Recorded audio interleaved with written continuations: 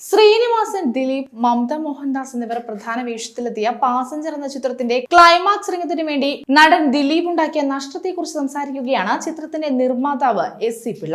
Passenger സിനിമയിലേക്ക് എത്തുന്നത് ശ്രീനിവാസൻ വഴിയാണെന്നും ആ കഥ തനിക്ക് ഇഷ്ടമായി, അതുകൊണ്ട് തന്നെ അല്പം കോസ്റ്റ് ഉണ്ടാവുമെങ്കിലും ചെയ്യാമെന്ന് തീരുമാനിച്ചുവെന്നും എസ്.സി. പിള്ള പറയുന്നു. ശ്രീനിവാസൻ ഈ കഥ പൃഥ്വിരാജിനെ വെച്ച് ചെയ്യണമെന്നായിരുന്നു ആഗ്രഹം.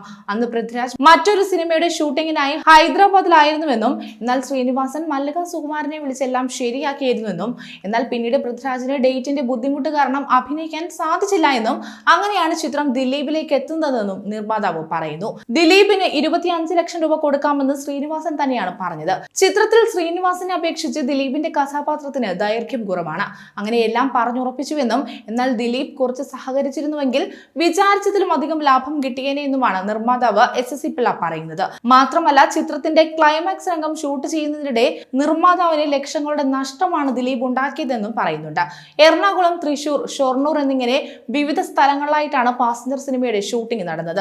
അങ്ങനെ ക്ലൈമാക്സ് രംഗം ഷൂട്ട് ചെയ്യാനായി എറണാകുളത്ത് ഒരു സെറ്റ് ഇട്ടുവെന്നും ഹോസ്പിറ്റൽ രംഗമായിരുന്നു. രാവിലെ 8 മണി തൊട്ട് എല്ലാവരും സെറ്റിൽ ദിലീപിനെ കാത്തിരിക്കുകയാണെന്നും ദിലീപിനെ വിളിച്ചിട്ട് വന്നില്ല എന്നും ഫാസിലിന്റെ മോസാൻ ക്യാറ്റ് എന്ന ചിത്രത്തിന്റെ ഡബിങ്ങിന് വേണ്ടി സ്റ്റുഡിയോയിൽ നിൽക്കുകയായിരുന്നു ദിലീപ് എന്നും സമയം ഒരുപാട് കടന്നു പോയിട്ടും ദിലീപ് എത്തിയിരുന്നില്ല.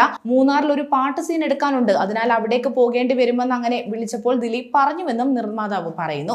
ആ സമയത്ത് ശ്രീനിവാസൻ സെറ്റിലില്ലായിരുന്നു. ഒടുവിൽ എറണാകുളത്തെ സെറ്റ് ഒഴിവാക്കി ഫുൾ യൂണിറ്റും മമത മോഹൻദാസും അടക്കം മൂന്നാറിലേക്ക് പോയെന്നും അവിടെ ഗവൺമെന്റ് ഹോസ്പിറ്റലിൽ ഒരു രാത്രിയിലേക്ക് വാടകയ്ക്ക് എടുത്തുവെന്നും രാത്രിയിലും അവരുടെ പാട്ട് ചിത്രീകരണം പൂർത്തിയായില്ല, എന്തൊക്കെ സംഭവിച്ചാലും ഇത് ഷൂട്ട് ചെയ്തിട്ടേ മൂന്നാറിൽ നിന്ന് മടങ്ങുള്ളൂവെന്ന് തീരുമാനിച്ചുവെന്നും അവസാനം പുലർച്ചെയാണ് ആ രംഗം ഷൂട്ട് ചെയ്തതെന്നും നിർമ്മാതാവ് പറയുന്നു.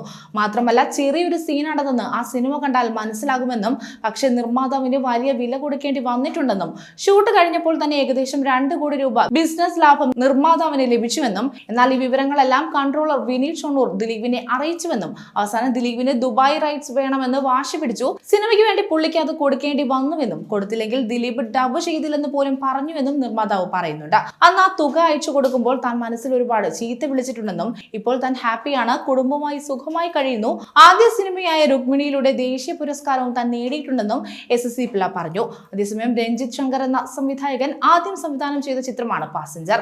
വേറിട്ട പ്രമേയം കൊണ്ട് സിനിമ പ്രേക്ഷകർ ഇരുകൈയും നീട്ടി സ്വീകരിച്ചിരുന്നു. ത്രില്ലർ സ്വഭാവമുള്ള പാസഞ്ചറിൽ പ്രധാന വേഷത്തിലെത്തിയത് ശ്രീനിവാസനും ദിലീപും മമത മോഹൻദാസുമായിരുന്നു. കൂടുതൽ വാർത്തകൾക്കായി B4 Blaze ഫോളോ ചെയ്യൂ, സബ്സ്ക്രൈബ് ചെയ്യൂ.